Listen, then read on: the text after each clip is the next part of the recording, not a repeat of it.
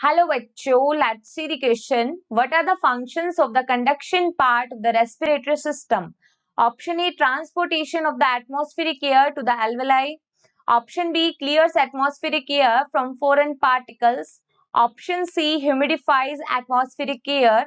And option D, brings the atmospheric air to body temperature. And option E, diffusion of oxygen and carbon dioxide between blood and atmospheric air.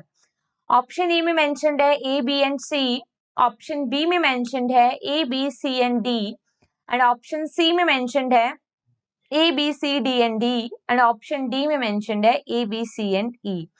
देखो question के अंदर हमें बोला है कि what is the function of conduction part of respiratory system.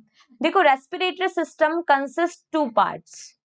Respiratory system basically consists two parts. One is called conduction part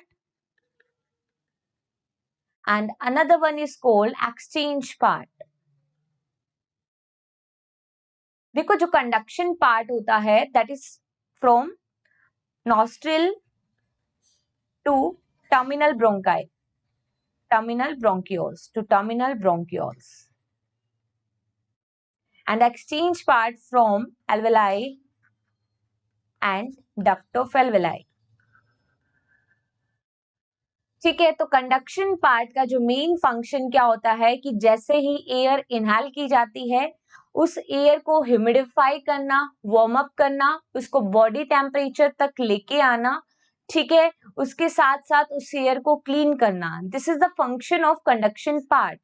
and what is the function of exchange part? That is the four gases of exchange. ठीक है, gases exchange के लिए O2 and CO2 के exchange के लिए जो part responsible होता है रेस्पिरेटरी सिस्टम का, that is the exchange part, and alveoli is the primary site for gases exchange. तो देखो यहाँ पे हमें केवल वो बताना है जो कि कंडक्शन पार्ट का फंक्शन है।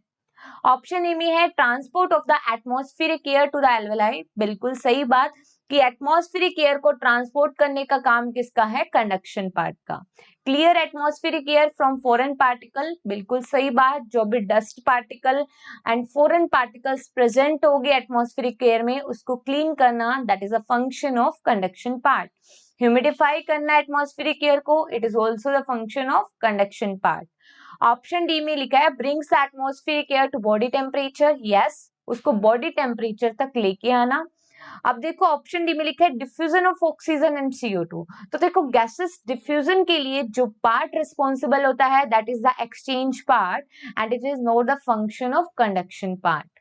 देखो ए बी सी और डी चार ऑप्शंस करेक्ट है, इसका मतलब हमारा कौन सा आंसर जाएगा? दैट इज ऑप्शन बी, जिसमें A B C and D mentioned है। So here B is the correct answer. Best of luck.